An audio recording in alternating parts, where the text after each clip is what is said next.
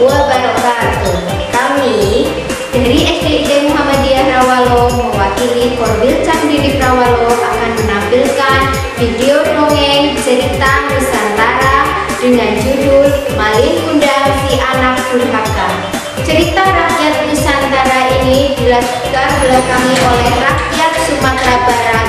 Marilah kita saksikan video dongeng cerita Nusantara yang akan dibawakan oleh Bunda Ruswati.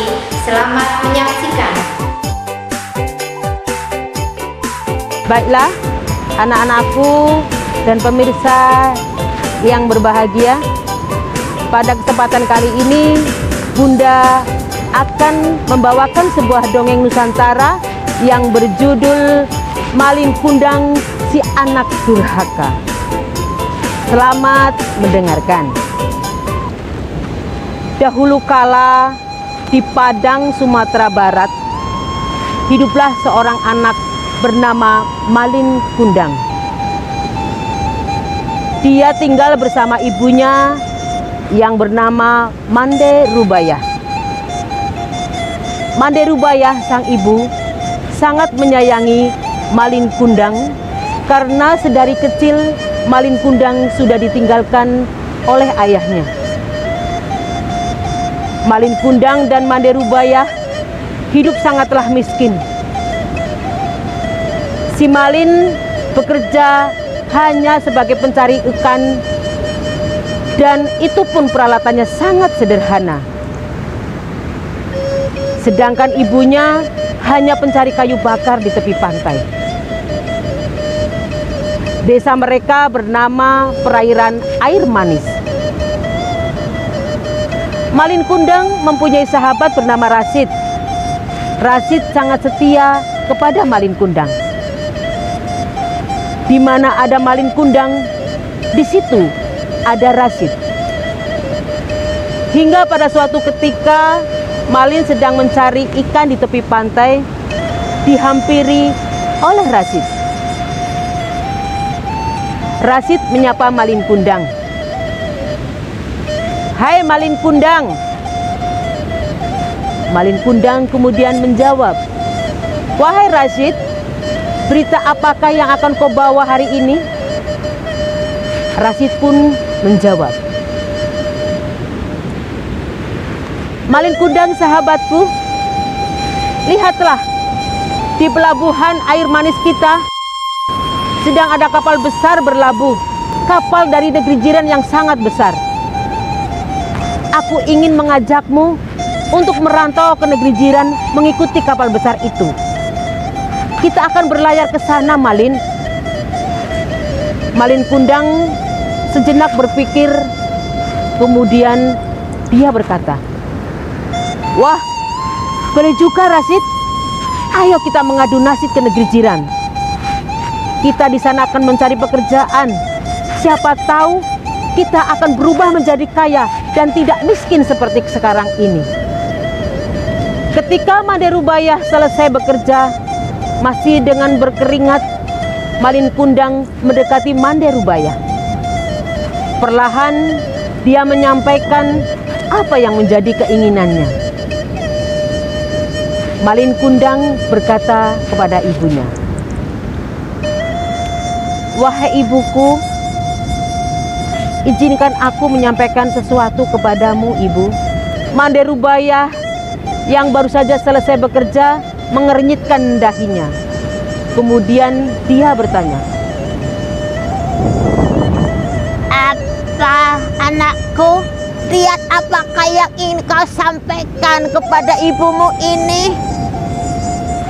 Malin Kundang menjawab, "Begini Ibu, aku ingin minta izin kepada Ibu.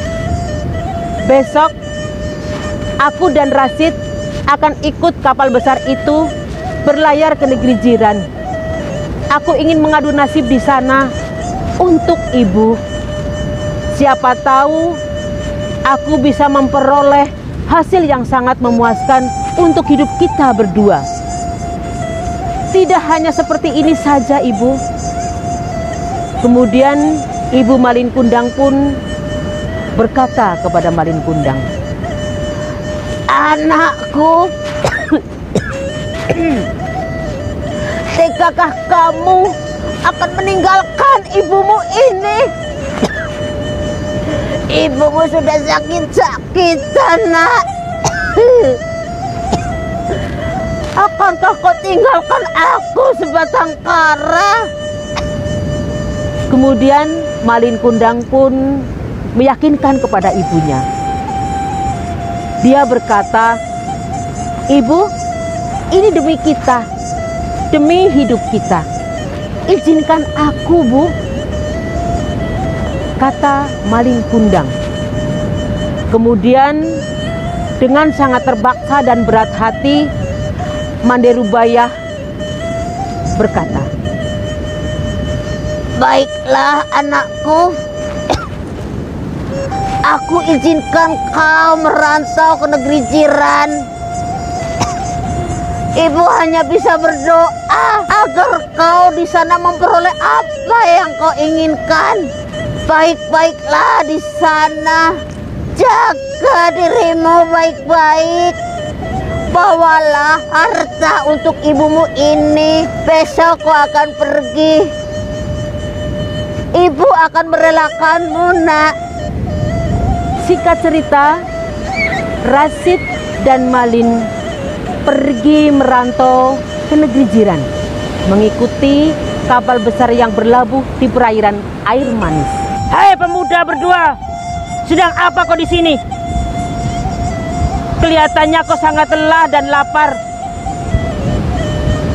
Dengan tiba-tiba Malin dan Rasid yang tertidur pulas terkejut dan kaget.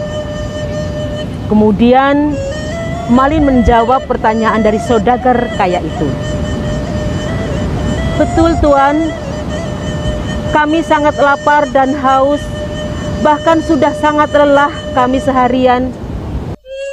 Malin Kundang bekerja pada saudagar kaya itu bersama Rasid. Tapi malang Rasid dikembalikan ke negeri Padang karena Rasid malas. Dia tidak rajin, tidak seperti Malin Kundang yang sangat sekatan dan rajin. Dan Malin Kundang dapat mengumpulkan harta yang sudah mulai banyak. Akhirnya sang putri pun tertarik kepada Malin Kundang. Begitu juga Malin Kundang menyambut baik cinta dari sang putri. Mereka berdua akhirnya menikah, hidup bahagia. Malin Kundang sudah memiliki kapal yang sangat besar. Bersama putri, dari kota satu ke kota yang lain selalu berdagang berdua. Hingga pada suatu saat Malin Kundang dan putri berdagang ke negeri air manis di Padang, Sumatera Barat. Di sana ketemu dengan Rasid. Rasid dengan tergopoh-gopoh menyambut kedatangan si Malin Kundang. Dengan heran Rasid berkata, "Hai Malin, apakah benar itu kau? Sangat luar biasa sekarang. Kau sangat tampan, Mbak Raja, dengan pakaianmu yang gemerlap dan kapalmu itu sangat megah. Hartamu sangat banyak." Itu yang dikatakan Rasid kepada Malin. Dengan serta-merta Rasid mengingat Ibu Manderubayah di rumah, di gubuk yang reot. Dengan adanya Malin datang ke kampung air manis, Rasid bergegas memanggil Manderubayah yang berada di rumahnya di gubuk yang sangat reot. "Manderubayah! Manderubayah! Manderubayah, datanglah kau. Aku di luar sini. Lihatlah, di dermaga air manis ada kapal besar, dan itu milik Malin Kundang anakmu." Manderubayah yang sedang bekerja terkejut dengan ucapan si Rasid. Dia tergopoh-gopoh menghampiri si Rasid. "Apa yang kau katakan, Rasid? Benarkah itu yang kau katakan, bahwa anakku si Malin Kundang telah datang?" Akhirnya Manderubayah dan Rasid dibawa ke dermaga untuk menyambut kedatangan si Malin Kundang. Apakah kau Malin Kundang anakku? Kau telah pulang, nak. Ini ibumu yang sangat merindukanmu, anakku. Terima kasih Tuhan, kau telah mempertemukan aku dan anakku ini. Mendengar perkataan itu, istri Malin Kundang, putri yang cantik, menghampiri Mande Rubaya. Kemudian si putri pun berkata kepada Mande Rubaya, "Hei nenek tua, siapa kau ini? Kau mengaku sebagai ibu dari suamiku Malin Kundang? Benarkah itu suamiku?" Bahkan Malin Kundang pun bersumpah serapah di hadapan rakyat kampung Air Manis. Malin Kundang dengan sombongnya, dia bertolak pinggang dan berteriak,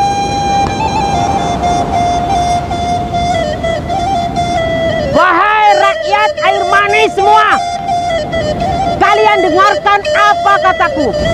Aku bersumpah bahwa aku tidak mempunyai seorang ibu yang sejelek dia, apalagi miskin, lusuh, dan kotor. Aku Malin Kundang, saudagar kaya yang terkenal dari negeri jiran, tidak mempunyai ibu. Dengarkan itu semua." Mendengar perkataan itu, ibu Malin Kundang si Mande Rubaya sangat sakit hati. Dia berderean air mata meratapi anaknya yang telah durhaka. Kemudian dia bersimpuh dan memohon kepada Tuhan, "Ya Allah, dalam aku bersimpuh, aku memohon kepadamu. Anakku si Malin Kundang telah durhaka kepadaku. Dia yang telah aku lahirkan, yang telah aku rawat dan menyusuinya sedari kecil, telah tidak mengakui aku sebagai ibunya. Tuhan, dengan kuasa-Mu, ingatkan dan sadarkan anakku. Aku ibunya."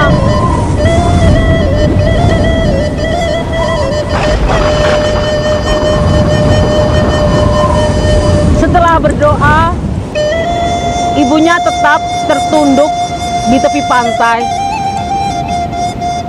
Malin Kundang kembali ke kapal bersama istrinya tanpa mempedulikan Mande Rubaya. Ia akan melanjutkan perjalanannya. Belum sampai di tengah laut, tiba-tiba ombak yang sangat besar, angin yang sangat kencang, bahkan badai topan yang sangat luar biasa menerjang kapal Malin Kundang. Kapal Malin Kundang terbalik, harta Malin Kundang tertumpah ke laut semua. Beruntung Malin Kundang selamat. Dia bisa menepi ke pantai. Menyadari perbuatannya, Malin Kundang mencari sang ibu yang masih berada di tepi pantai pula. Dia bersujud memohon ampun kepada ibu. Tapi malang Tuhan sudah berkata lain. Dalam sujud Malin Kundang, dia berubah menjadi batu. Kapalnya yang terbalik berubah menjadi batu pula. Dan semuanya menjadi batu. Takdir Allah lebih kuasa dari manusia. Demikian cerita dari Bunda tentang Malin Kundang si anak durhaka. Semoga dari dongeng tadi bisa diambil hikmahnya dan untuk pelajaran kita semua, bahwa ibu adalah segala-galanya bagi kita dan dialah surga kita semuanya. Sekian, apabila ada kesalahan mohon maaf. Terima kasih.